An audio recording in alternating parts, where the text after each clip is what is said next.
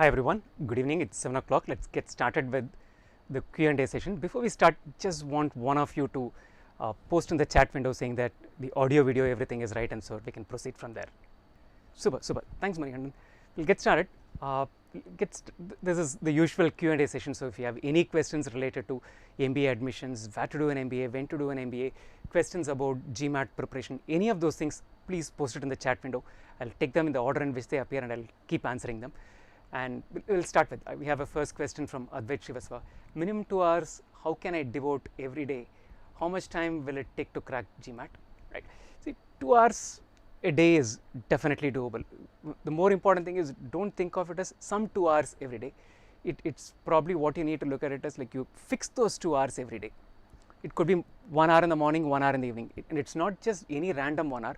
You say from 6:30 to 7:30 in the morning, or like 8 to 9 in the morning, whatever time works for you. You might be working in night shift, it might be working in day shift. Pick 2 clear 1 hour slots. It could be 9 to 10 in the night, it could be 11:30 to 12:30 in the night, but fix those 2 hours and get yourself acquainted with that slot. The first 3-4 days, it's going to be tough to get into that particular kind of a habit.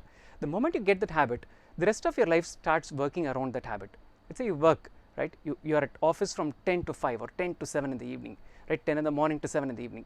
So during that time, you know that you're occupied with your work, and therefore you're not going to be booking a cinema ticket during that time. Similarly, if you book 2 1-hour slots in your daily calendar and say that these 2 hours are the times which are outside of my work hour, travel time, this is what I'm going to fix for my GMAT preparation, and codify it, in less than a week, you will work everything around that and you'll get the 2 hours preparation. If you manage to do 2 hours of preparation, typically a good GMAT preparation requires about 300 hours of preparation. So give or take, we are talking about 5 months of preparation. You should be able to write the GMAT, right? That's essentially all that you need. Start right now. We are in the month of May. October and November, you should be able to take the GMAT. Okay, we'll move on from that question. Any other questions till the next bunch of questions come?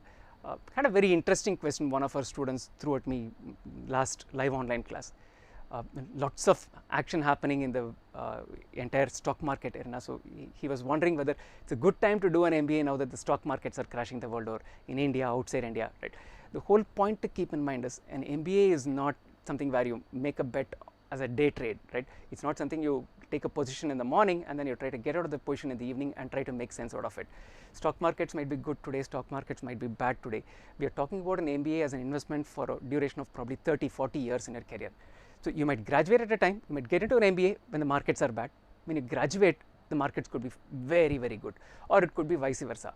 So to that extent, the ability to find the first job and how good the first job is probably what the market condition difference could make a difference to it. We've had students who went into an MBA in the year 2006, graduated in 2008. 2008 was a financial sector meltdown, right? It was a housing bubble in the US which burst, and therefore there's a meltdown. So people did not find jobs. So 2008, whoever graduated did not budget for a market meltdown when they got into the business school in 2006.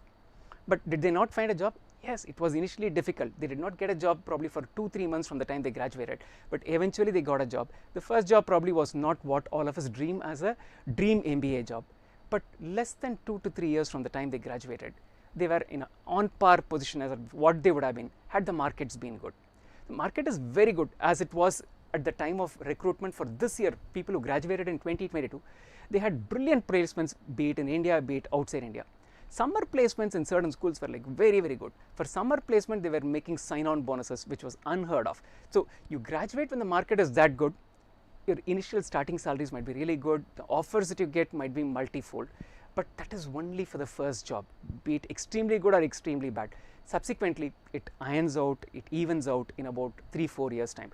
So don't worry about how the stock markets are today. You're just starting your GMAT preparation. You're probably mid-course of your GMAT preparation. By the time you write the GMAT, you apply and you start your MBA. The earliest that anyone who is looking at getting into a business school right now would be in January of 2023, or more likely like September of 2023. And you're likely to be graduating in 25 or 24. So by then we do not know. It's too difficult for anyone to predict where the market is going to be, how the job scenario is. At that time, it could be good, bad, ugly, but it all evens out and it becomes reasonably good or very good many a times in 2 to 3 years time. Right. I want to go for 23-24 session. This is from Abhinav Nekta. session for MBA? Am I late to begin preparation? If you're planning to start for the 23-24 session, this is the ideal time to get started with the GMAT preparation. In the month of May, even if you take the GMAT 5 to 6 months from the time, you will be able to write the GMAT in 3 months time if you invest 3+ hours every day, right? Let's say you are able to invest only 2 hours a day. So by November mid, you'll be able to write the GMAT. That will help you catch all round 2 deadlines. Round 2 deadlines for most business schools comes from the mid of December and goes all the way up to end January. A lot of the round 2 deadlines are bunched in the first week of January. So essentially, if you start now, you'll be comfortably be able to write the GMAT by November mid and catch every single business school for a September intake of 23-24, right? Be it a 1-year MBA, be it a 2-year MBA, you'll have no problems at all catching it, and you can do it peacefully, providing for enough headroom even if something goes wrong midway through. Let's say for a couple of weeks in between you're not able to prepare, you'll still be able to write the GMAT in November if you have this 5-month window. The first GMAT for you is not up to your liking, you'll still have time to take the second GMAT in 20 days and finish it by the first week of December, that you'll still be able to catch all deadlines. So this is the ideal time to get started with the GMAT preparation, give you all room to do the GMAT and catch round 2 deadlines. If you can invest a little more time, for example, you're like just graduated, your job is going to start only by, let's say, August, September, invest 4-5 hours a day and get the GMAT out of your way before you start your job. That essentially gives you one thing: even before you start working, you have completed the GMAT. So your job is not going to interfere with your GMAT preparation. Second, you'll also be able to catch round 1 deadlines. So if you're able to invest 4-5 hours a day, round 1 deadlines is possible. If you're able to give anything from 2 to 3 hours, round 2 deadlines is definitely possible. Move to the next one. Just a minute in the screen. Have a Q50 in the official mock and have a total of 600 in the GMAT. Can I crack the verbal section to cross 720 and catch R1 deadlines? A Q50 in the GMAT, that's probably a brilliant score, So for the time being, just keep your entire quant out of the picture. Like, don't even bother about quant. Don't bother doing even a single question. I would even go to that extent.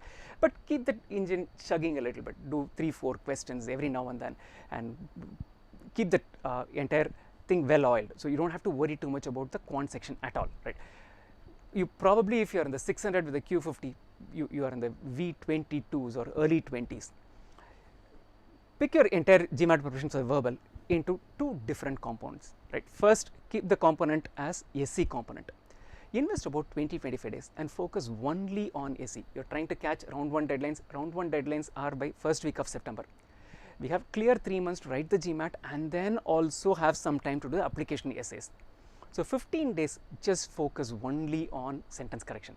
That gives you a lot of momentum. You're focused only on that one particular area.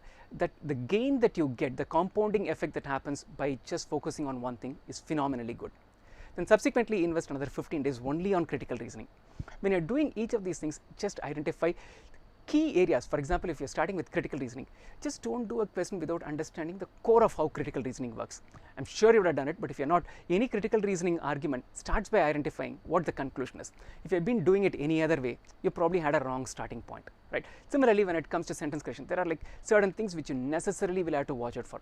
I'll do a vertical scan of all answer options, eliminate some of those things that are obvious, and then I read through the things that I've shortlisted fully and get to the answer. So these are little things, either conceptually or in terms of the methodology, iron it out and get them right. 15 days of each, 1 month from now, we are in the first week of May. First week of June, you should start probably taking all the questions in one OG, the full OG book, and see where you stand in each of these things. If that takes you to an accuracy level of 75%, then take the next mock, right? And before you take the next mock, probably you would want to spend 2-3 days in quant to basically get you up to speed. Take the next mock, see if your quant is 49 and above. You've lost touch with quant, so 50 might have slipped down to 49. See if the verbal inches close to 30. Verbal inches close to 30 and your quant is in 50, we are talking about 680 kind of a score. From there, it's basically like ironing out rough edges, picking, hey, is modifier a pain point for me, or is a question on evaluate the reasoning a pain point for me? Find those questions, try and solve as many questions as you can in that, identify how that particular type of question works, what are the typical traps in it. This is for SC and CR, right? That leaves one elephant in the room out of the picture, which is RC. If you can crack the RC component, right, by extensively reading a variety of things, you probably have got 7-8 points there straight away. So essentially ensure that you do at least 2 to 3 articles every day and one passage. An article is something that comes without any questions. So pick diverse articles to read from. Do one RC passage every day and ensure that your comprehension improves, right? It's not the speed of reading, it's the speed at which you comprehend which makes the biggest difference. Many of us talk about speed reading being an important component in cracking RC. Speed reading is not so much important. It's how well you comprehend it which is more important. Diverse topics helps you comprehend newer data faster. Pick sources like Economist, pick sources like National Geographic, pick sources like Scientific American. Read from these variety of topics, sociology, science and all of these things. Get yourself acquainted. If RC improves and you've invested 15 days into this, I think you should see a 700 plus in the GMAT with a Q50 in hand. Advait, this is a question from Advait Srivastava. If I will be appearing in October, then will it become possible to get an admit for executive MBA in India for the 23-24 batch? Yes, it should be possible. For most of these IIMs have more than one round of application. If you are writing the GMAT by October, I think you should be able to catch all of their application deadline for the second or the third round, depending upon which school you are looking at. You will be able to catch it. Right? Is there any batch starting? This is a question from Ram. Yes, we had a batch which started a couple of days back. Only one of the classes has got over, which is a batch started on 5th of May. Classes Tuesdays, Thursdays and Sundays at night 9 p.m. to 11 p.m. Indian Standard Time. This is the next batch which is starting in the month of June, but I think you should not wait necessarily till June. Get started. This one class that has gotten over, you have a recording of the class available for you and you can always attend this class with the next batch whenever it's happening in that place. So there's a batch which has just commenced a few days back and you can join that batch. Shashank, I'm a working professional, have a day job, wanted to do an executive MBA from IIM ABC KL, right? Yes, Shashank, yes, it's certainly possible. If you start preparing for the GMAT right now, take the GMAT latest by October 1st week, 2nd week. You'll have to clock in about 3 hours a day, 2 hours will not suffice. So if you do that kind of justice to it, have a 700 plus in the GMAT, you should be able to apply to all of these places, right? If you have about 7 years of experience, that's a real sweet spot in terms of number of years of experience for most of these business schools. 5 plus is what they say you should have, but 7 actually becomes a sweet spot in terms of number of years of experience. MNC Wala, sir, are there any batches starting this month? There's one that started 2 days back, as I mentioned. There's one that's starting on the 2nd of June. Neeraj Pawar, sir, ideal GMAT score required to avail scholarship in the top 15B school for an above average Indian male IT engineer, right? So I don't know what that above average in this context means. I presume you're saying that you got an above average academic place and you have an above average number of years of experience. So Neeraj, I'll assume this is your background. You have about 4 years of experience. You have 75 plus percentage in undergraduate and decent in academics in 10th and 12th standard. To get into a top 15 business school with scholarship, right? Let's be honest, top 10 business schools, getting a scholarship is not easy. Even getting an admit is not easy. Scores are important. If I have to just throw a number at the score, it probably will be of the order of 740 plus for the profile you have told me. Indian IT male engineer. This is the most popular, most common profile of the applicant pool from India. So you're in a very competitive applicant pool in that sense. This diversity that you bring from an Indian applicant pool is not much, right? So given that, 740 is the number that we should be looking at, is what I would say. But having said that, many times things work differently. It's not just a 740 GMAT score. You might have done extracurriculars which could be very, very different, right? You might have been a guy who would have been a wicket keeper of your school cricket team, right? Or you might have been a guy who would have played football for your league or one of those things. If you have any of those kind of extracurriculars, or you might be one of those guys who's got extremely good knowledge about F1 racing. You're not an F1 racer, but you have lots of knowledge about F1 racing, that you've got a blog on F1 racing and your blog is followed by probably 100,000 people. So any of those extra things that come in to basically round up your personality, then the applicant, your application stands out in an applicant pool which is a very competitive applicant pool. But having said that, even if this stands out, because the other components are in a competitive space, you probably will need to have a 730, 740. Scholarship, big question mark. If you have a 740 and you are looking at scholarships with this profile, I would say look at schools which are below 20th rank schools. You're likely to get a scholarship in many state university schools, Arizona State University, WP Carey, Ohio State University, Penn State University. These schools for a 740, 750 will be happy to open their purse strings and like give you enough amount of scholarship. Schools in the top 15, I think they're super competitive, not likely to get too much scholarship. Right. On from there, MNC file, I'm having 8 years of experience in sourcing domain, yet to start GMAT prep fully. I'm targeting IIM, ABC, SPGMR. Am I late for starting prep for the next session? Admission, what score is okay? 8+ years sourcing domain. So obviously you're bringing in diversity to the entire scheme of things. 8+ years is again the sweet spot. 7 to 8 years is a sweet spot for any of these PGP programs, executive MBA programs at the places that you have mentioned. Start the preparation now. Don't delay any further. Probably I would say get started today if you can, as in get with the process on. Invest about 3 hours a day. 2 hours probably would not suffice. One, you've been working for 8 years, so you would have lost touch with education for a while. That you need to, what you need to do to crank up the engine is probably more than someone who's just 1 or 2 years out of college, because 8 years you managed so many things in life, both professionally and personally. Hey guys, sorry about it. We had a power trip for a second, and in that moment the internet connection tripped too. Back live. Just wanted to check if one of you can say that the audio video both are okay. Can get started with where I stopped.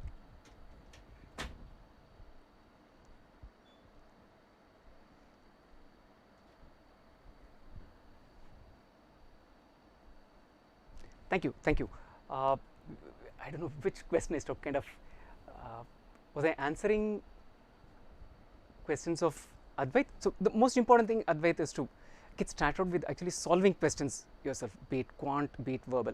The more you solve, the better off you are in terms of understanding how to solve it, because the places where you get stuck are the places which are going to teach you a lot more than watching anyone else's video, right? Watch the videos. If you're not able to crack a question, videos basically are going to give you a way out of understanding it. But any video you watch and you understood a question, you think you can solve the question by yourself, you probably are making a mistake. There is a big gap between watching a video and understanding how it is solved versus you actually solving the question.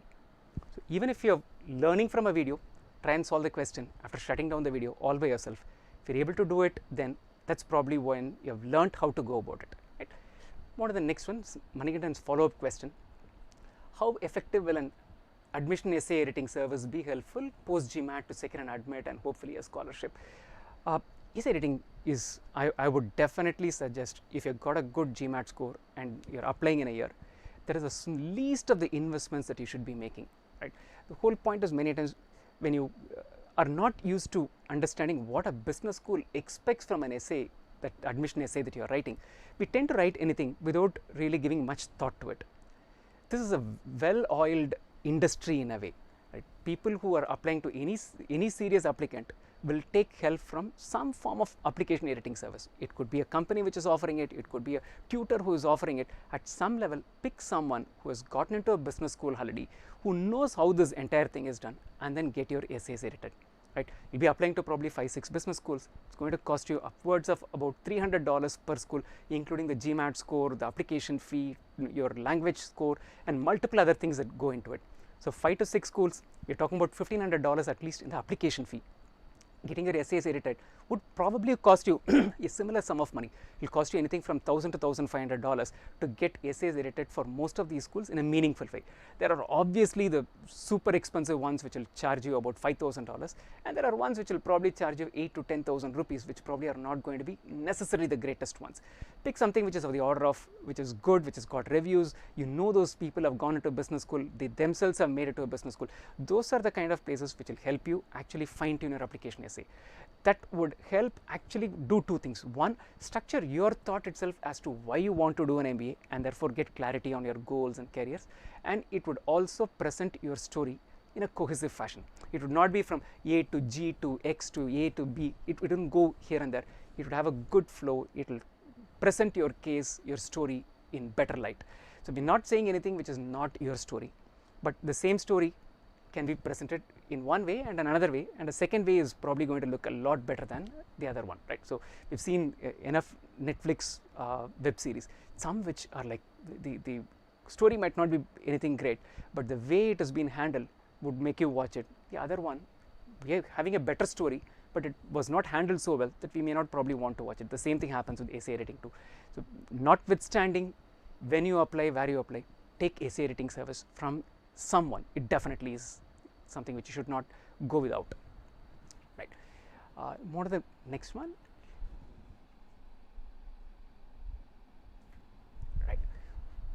This is from Mohammed. I'll take this question. What's the best way of revisions, specifically quant and want to revise topic wise?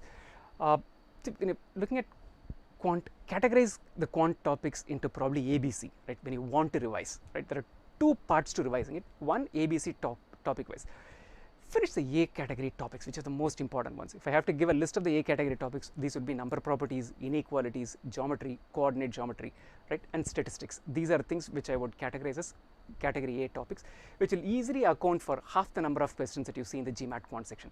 14 to 15 questions will appear from this.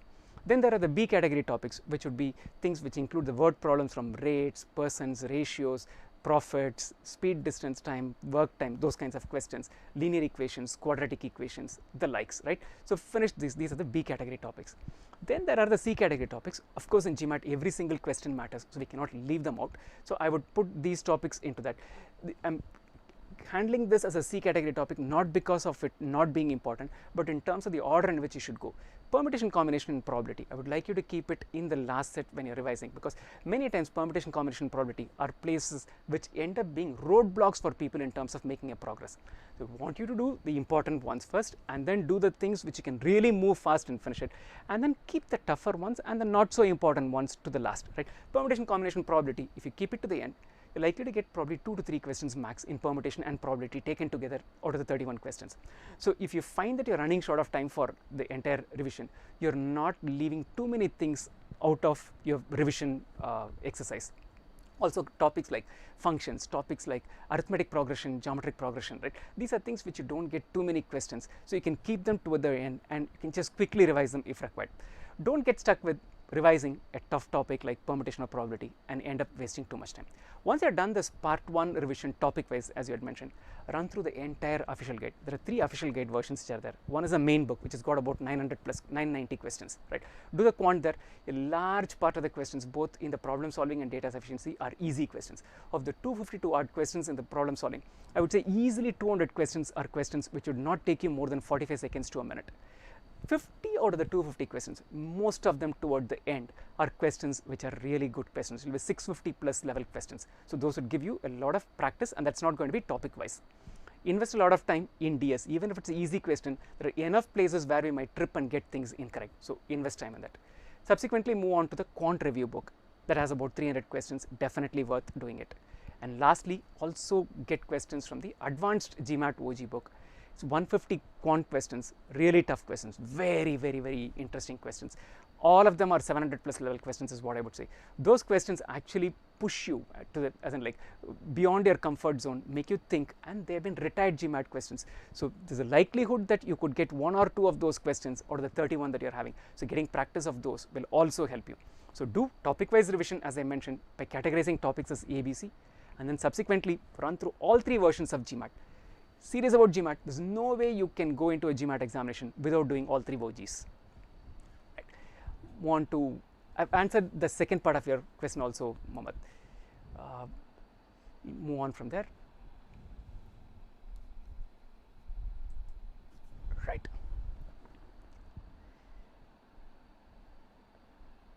This is Kanwarpal Singh. I'm already enrolled in your course. I have 14 years of experience and stuck in a PSU. Finding it difficult but working hard on quant. Please guide. Take it, if you're preparing for quant, I would say you swap the order as the B category topics that I talked to you about, right? Rates, linear equations, quadratic equations, right? Ratios, mixtures, persons, profits. Many a times we want to see progress. If we know that we are making progress in our preparation, there is motivation and momentum that comes along with it, and therefore you'll be able to hit on to the tougher topics and make sense out of that too. We start with something like number properties. Number properties is not necessarily tough, but number properties can get little unwieldy, as in like you do not know where number properties actually starts. It starts with number system, but you can include factorials, you can include reminders, you can include, and then there's no end to what can come of it. So you'll do all number properties, and then you'll suddenly see a question which is popping up in a forum, and you'll realize that I do not know how to proceed with this question, head or tail. That could kind of demotivate us. We'll say, I did 20 hours of preparation for number properties, thought I'd done everything, and then here pops up a question and I do not know what to make out of this question at all. That does not give you it leaves us unsettled. So the easier thing is to get started with this B category topics. quite often if you got the basics in place, the rest of it is the way it's worded differently or other things. You will not have a difficulty in figuring out the concept of the question. Therefore, that gives you so much more confidence. You'll say, hey, I've covered a lot of topics, and when a question pops up in any of the forums that I basically look for questions, I seem to be answering these questions right. That builds confidence. Then you move to number properties. You'd still end up with the same thing, but because you've covered enough topics and you know you're able to do justice to it, one or two topics where you struggle, you'll think that that is one different question. I'm now learning this concept also. This is probably the best way to plug it in. And many times if you have lots of years of experience, this is, I think one gentleman here had 8 years of experience, someone has got 15 years of experience. Figure out a way if you can have 1 or 2 people in your group as study buddies, right? Don't have 4 or 5 people. You basically end up discussing things that are very peripheral and tangential to GMAT and do not discuss anything meaningful. 1 or 2 people in a group, 2 to 3 people in a group as study buddies can push each other, can complement each other. You might get a question quickly, the other person may not. So you can set timetables saying, hey, I'll solve questions on interest on this Saturday, Sunday, and this is the place where I'm going to pick those questions and solve from. And you have a doubt in it, you've got an answer, you've got so many corrects, you can ping the other person, various ways in which you can stay in touch and create a study buddy group these days and make it happen. Have that support network. That definitely will help you stay motivated and crack things.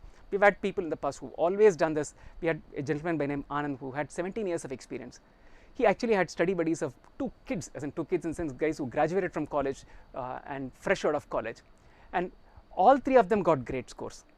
One gentleman by name Shreyas got a 740 in the GMAT, Ganesh got a 720 in the GMAT, and the third person in their group had a 710 in the GMAT. So all 3 of them could essentially push them, motivate them and make it happen.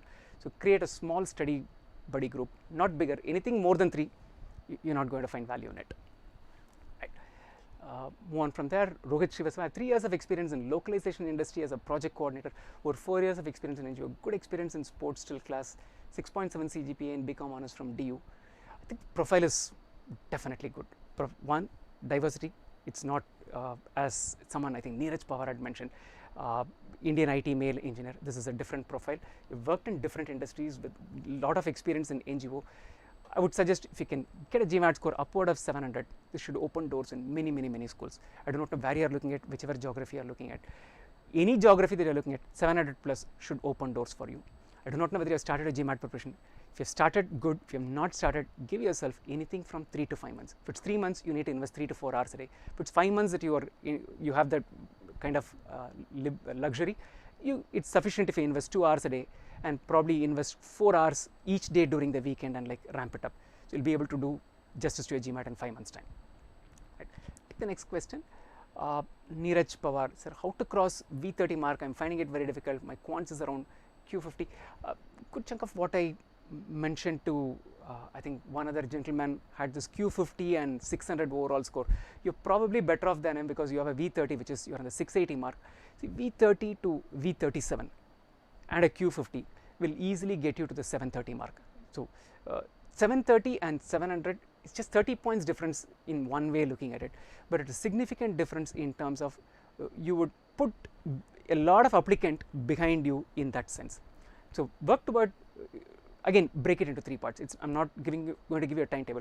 Find out what is contributing to that 30, right? If of the 13 odd sentence correction questions which you see in the 36, you're getting 9-10 of them right, then I think your sentence correction is already good. And let me, again, I'm taking an example scenario. Let's say you're getting only 4 out of the 8 or 9 critical reasoning questions right, then all that you need to do is focus on that. But if you're uniformly getting, let's say, half the number of questions, a little more than half the number of questions in each of these things, work on the timetable that we discussed for the earlier gentleman, right? Someone had a Q50 and a 600, right? Give 15 days to sentence correction, give 15 days to critical reasoning, and all the while keep working on your reading comprehension. I would even go to the extent of saying, if you can just beef up your reading comprehension accuracy to 80+%, definitely V35 plus V37 is on the cards, notwithstanding what happens to your SCCR. SCCR, let it remain at this stage. If you can take your RC from where it is right now to most of the questions in RC, right, you'll see yourself getting V35, V36. And that doesn't require any major rules of English or like how to figure out how to evaluate it and how to weaken it, strengthen it. All of that is there. Just reading, comprehending, answering the questions should take you there. Srinath, is it wise to MNC follow one more question, I'll take that. How can we join the current batch which started 2 days back? I presume then today also a class would be scheduled. We have classes on Tuesdays, Thursdays and Sunday. The batch started yesterday, which is May 5th. So you can join and start from Sunday evening. We also run a weekend batch. You could take a demo class with a weekend batch. You can send your details to wzko.in/demo. My colleagues will arrange a demo for you on Saturday and Sunday, and if you find the teaching methodology working for you, you can always start from Sunday evening 9 o'clock and get started with it. Right. Sudarshan, I'll take you. Bhaskar Jha, due to professional reasons, I can reach out to my managers only after the 15th December for LOR. Targeting top 3 business school. Manheim ESMT is a lovely school. WHU will applying by mid-January hamper my chances. See, couple of things. ESMT calendar is a January to December calendar. So if you are going to be applying in the middle of January or February, you would catch 2024 admissions for these schools very early, right? You would be catching them in the earliest round possible. So you are not going to lose out. I do not know what exactly is the calendar that Manheim and WHU follow, but I know for sure that ESMT follows a calendar. The academic calendar begins in January, ends in December. So if you are applying by the last week of December or like first week of January, anyway, this 2023 January is behind you, you can't join them. So you're going to be joining 2024 January, definitely you will be able to catch that. Right. Sudarshan, already have an MBA from a tier 2B school and 9 years of experience. I feel a top tier MBA will improve my career prospects. What's your view on this and what would be your advice?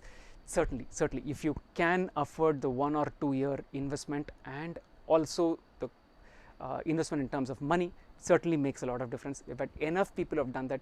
Had a gentleman who graduated from XIM Bhubaneswar, worked for about 8 to 10 years in multiple sectors, starting from Indian IT services, moved on to an automobile major.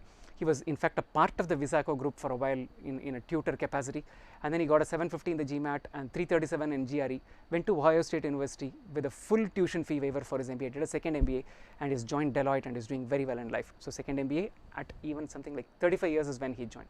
Then another gentleman who graduated from IIM Lucknow, had his business for about 10 years and then realized that he wants to get back to corporate. If you're in business in India and you want to get back to corporate, it's not something as rosy as it would be outside India. So he decided to do an MBA and he decided that this time the MBA is going to be outside India because you graduate from IIM Lucknow. There's not too many schools that he can look at doing an MBA as a top tier MBA in India. So he realized that he has to go outside India. He's got a 760 in the GMAT, graduated from Purdue. He's working for Amazon right now. So a second MBA from a good school, especially if you can manage something like a 720, 730 GMAT, 9 years of experience, can definitely explain why you want a second MBA. Tier 2 school to tier 1 school, 9 years experience to reskill, upskill, all of these will work. But one thing you necessarily will have to have is a 700 plus GMAT for the simple reason to convince the admission team that you still have it in you to manage the academic rigors that you're going to be facing in the business school. If you have a 630 kind of a score, then they would be thinking, okay, this gentleman has got 9 years of experience. Will he be able to handle the academic rigors because he's in a middling 630? If you have a 700 plus, that basically seals it. They don't have any doubt about your capability to manage it. What is the next question? This is from, I think it's scrolled up a bit, so I'll basically look at what. UG 72, advice question, SSC 79, HSC 87, WorkX 5X, little co-curricular activities, want to get into IIM's executive course, what score in GMAT will be safer? Many of these are good above average kind of numbers is what I get, 5 years of experience. I would suggest something like 720 is what you need to have because it's just crossing the line in terms of the number of years of experience. A little more, probably 700 would have sufficed. 720 is what I think, as in you may get an admit even with the 700, but we are looking at a safety margin. 720 should be providing you that cushion effect. Look at the question from, thanks, thank you MNC. Kritika Tiwari, will see you in the class, right? I have 3 years of experience in IT industry. I have completed 4 months Wizako course. Wanted to get some idea on how should I revise. I'm doing OG right now, right? We discussed about this revision. I'll just quickly run through it. If you bought the GMAT course, do the basic level test in the GMAT, right? In the course, about 50 tests, which are the easier questions from each topic. Then there is a GMAT level test, which has got another 50 tests, each of 10 questions, which are the tougher ones, which would typically be the 650 plus level kind of questions. If you have done these 1000 plus questions, it's time to take the full length tests, which are there. There are 4 full length quant tests, which are there. Do this and simultaneously or side by side, if you're doing your OG also, you can do it later along with these tests or before that. I'll leave it to you depending upon how much time you have. This should help you revise things completely. After I've done the first OG, even if you don't do the quant review OG, I would definitely recommend do the advanced OG, both for quant and verbal. If you're aiming for 700 plus GMAT score, I think all of you should necessarily do that advanced OG book.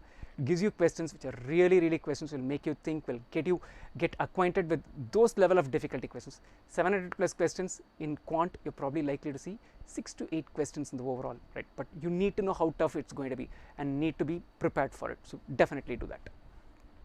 Right. Move on to Shripati's question. If you are well prepared for GMAT, will you be able to write the Tanset easily? Certainly yes, no doubts at all. If you're well prepared for the GMAT, you will go and finish Tanset in half the time. There's probably one section in Tanset which is the business situation analysis, which you see there, which is going to be very different from what you see in GMAT. So you will definitely be able to, not to worry at all. Been to CAT classes 2 years back. This is Nishant Kamat's question.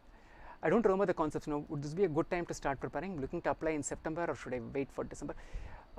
Done CAT classes 2 years back. At this point in time, it would appear that you've forgotten most of the things, right? But the moment you get started with the preparation, you go with the class is what I would recommend. It doesn't matter online, offline, a personal tutor, figure out what works for you, but get a class so that that brings in discipline, and you also have a framework to get all your doubts, questions addressed, and you can prepare in a meaningful way, right? Get started with that. You'll realize that as the topics progress, your ability to grasp them is much faster than what it was when you prepared for the CAT, because doing it a second time around, you would definitely, for all the feeling that you have that you've forgotten everything or most of it right now, you'll realize that you'll actually be able to move much faster. September is possible. It's not that it is out of the window. Invest about 3 to 4 hours a day if you can, or on an average, if you can do 2 hours during the weekdays, and during the weekends, if you have 2-day weekend, invest about 6 to 7 hours each day. You will be able to catch September. If it doesn't happen, December is not a, as in like, there are some advantages to applying with round 1, but it is not so significantly high that you should necessarily catch only round 1. Enough people who went through round 2 have got scholarships in round 2, gotten into very good business schools in round 2. So December, if you're not ready for the GMAT by, let's say, August 30th, take the GMAT by October 1st week, 2nd week. Give yourself that additional 1 month in between, that you catch round 2 meaningfully, but go with a stellar GMAT score, right? You don't want to go in an earlier round with a not so great score. And a stellar score in a round 2 is far better than an average score in round 1. Neeraj Pawar, yes, OG is important, no two ways about it, Neeraj. How to go from 740 to 760, is it even worth trying to score that extra 20 points? Some places it does make a difference. We've had people, that 760 puts you in the elite of the elite, right? Honestly, you ask any business school admission officer, they'll say 740 or 760 makes no difference. They're not lying, they're saying the truth. But if you think you have it in you, that day of the examination, you did couple of things which you, when it came out, you kicked yourself saying that you should not have done that, that you are a 760 material and you got only a 740. I would say give it a shot at 760. If the 760 pans out to be a 740, cancel the score. So let no one know that you have taken it another time, right? But if it turns out to be a 760, and you can always say that I know there is no difference between a 740 and a 760 to the admission officer, but you did this just to understand, to check how much you can push yourself. And if you were a 760 material, you can say that I always believed I am a 760 material, and when I got a 740, I was not willing to settle for it. I wanted to prove that I am a 760 material and get a 760. That's why I went for it. So you can justify it that way. And sometimes scholarships become available from the 750 point onwards in some schools, right? And you don't, and if you're getting even 25% scholarship in a $100,000 tuition fee, that's $25,000, significant amount of money, 20 lakhs rupees at 80 rupees a dollar today, right? So that's a significant amount of difference. And it's not just the quantum of money, which is very important. The signal that you send to any potential recruiter when you got a scholarship, right? 20%, 5%, 100%, whatever scholarship you got, it basically signals to a recruiter that the school was interested in you so much, that your profile was good, that they were willing to give you money to come and study there. and it also signals very well to the visa officer, right? There is one more bridge to cross after you got an admit and everything, right? If you go with even a 25% scholarship to the visa interview, the visa officer is practically not going to ask you any question. He's going to like seal it and send it away. But if you're going to be funding yourself fully, then he's going to ask for financial statement, where, what, too many questions come along the way. So at least for that, the 740 to 760 could make a difference, right? So if you believe you have it in you as 760, I would say go for it. Is it going to make a big difference? Some places, not everywhere. Nihar Patak, my quants is improving, I want to work on my verbal. Is there a separate course I can do? Or you could sign up for our live online classes and choose to do only the verbal course, and the pricing would be different. It's not going to be exactly half, it would be probably a little more than that, because we provide OG and a lot of common things. So that is definitely possible. Reach out to us, 9500048484, right? Shubhra or Vignesh will be able to tell you what it costs, how to go about it, and what all you get along with it, right? That's definitely possible. Shweta handles all verbal classes. Shweta, you probably many of you know, scored a 780 in the GMAT. I think V47 or something is what she got, which is an inhuman number to get, right? The atrociously high number. Teaches brilliantly. So she handles all the verbal classes. Definitely a possibility of doing it with the live online classes. Srinath, is it wise to prepare for CAT and GMAT simultaneously? What strategy should one follow if one wants to take both examinations? If you have sub 4 years of experience, it is GMAT and CAT. It's not GMAT or CAT, right? There's a lot of commonality in terms of the core things that you prepare for. I would say I'll go to the extent of saying probably 70% of what you do for GMAT and CAT have common elements. 30% different for both, right? The 30% in CAT which is likely to be different primarily is in the DILR. DILR is a completely different beast in CAT compared to what you see as IR in the case of GMAT. The verbal section in GMAT is a much tougher one than what you see in the CAT. CAT, if you crack RC, your verbal is done. The 24 question, a 2-hour format for CAT, 24 questions, 4 passages, give or take 16 questions are RC. So 2/3 is RC as far as CAT goes. So if you can read, if you can comprehend, if you can get that right, you don't have to worry about jumbled sentence, fill in the blanks, any of those other things that come. You can just say, I don't even care about it, and you can get a 90+ percentile in the verbal section. Whereas in the GMAT verbal, it's not the case, right? You need to be both good at SC, CR, and the RC in GMAT is a tougher thing than compared to the RC that you see in CAT. So there are differences. So the 30% element is different. I would say depending upon how well you are able to pace, right? If you are not able to invest more than 2 hours a day, my suggestion is put CAT ahead of you, because CAT appears once a year. You are in the month of May right now. November, write the CAT, and then ramp it up with verbal preparation for about 2 months and take the GMAT by the first week of January, by which time your CAT scores should also be available with you. Then you get a good idea about what is lying ahead of you. If you have a 99.8 percentile in CAT, a good chance you'll make it to one of those black eye, right? Bangalore, Lucknow, Ahmedabad, Calcutta, Kozhikode, Indore, the top 6 IIMs, right? Good chance you'll make it. You can probably leave this entire GMAT business in the back burner, having a good feeling that I got a 740 in the GMAT and be there. But if you have, let's say, 96.5 percentile in the CAT and you have a 740 in the GMAT, you still can take a good shot at a couple of schools for a later round, end round 2, early round 3. Don't do more than 2-3 schools. That sets the ball rolling in terms of getting your application essays and the entire process as to how to interview with the school and everything in place. If you get an admit, right, just check whether that school is a school that you would be happy settling for. That's that kind of a school. You start your MBA in 2023 itself. That's not the case. You got most parts of your application at least in place. Start applying in the earliest round of application available in 2023 for a 2024 MBA. All the good work that you have done is going to see you through. And if you want to do a shot at CAT for 2023 CAT, give it a shot, by which time anyway you would have an admission notification from some of the business schools from the US. Then you can take a call how things pan out for you, right? So the thing is, if you're starting right now afresh and can't invest more than 2 hours a day, go with CAT first and then round it up with GMAT in January. Screen, I'll get my monitor back live so that I can read the questions. Yeah. Syog, I have 4 years experience as a lawyer come law teacher. Is it possible for me to be considered by a top MBA college? So which stream in MBA should be a good choice for my profile? Again, diversity to class, law teacher, right? Look at what you want to get into. For example, someone with a legal background and then going into a business school is someone who will be sought after especially in all of these investment banking circles, because a lot of investment banking deals, mergers and acquisitions and structuring instruments and everything require adequate amount of knowledge of the finance and the business domain, as much as you need to know things about the legal component of it. So you might be able to find a good fit in the financial sector, might be able to find good fit in companies where they are in the cutting edge of technology in terms of patents and that kind of stuff, though there will be patent lawyers and everyone advising them. Someone with a business background might be able to say how well to leverage something in a legal framework. And there are businesses which thrive on what is called as legal arbitrage, right? Regulatory arbitrage is how they thrive. Things that might be permissible in one country which are not permissible in another country. We all know that there are some ads and some kinds of videos which you can watch in India on YouTube, which you may not be able to watch in US, and vice versa, depending upon the regulatory framework or the legal framework there. So companies want to know someone who can basically understand that the businesses run on legal or regulatory framework arbitrage.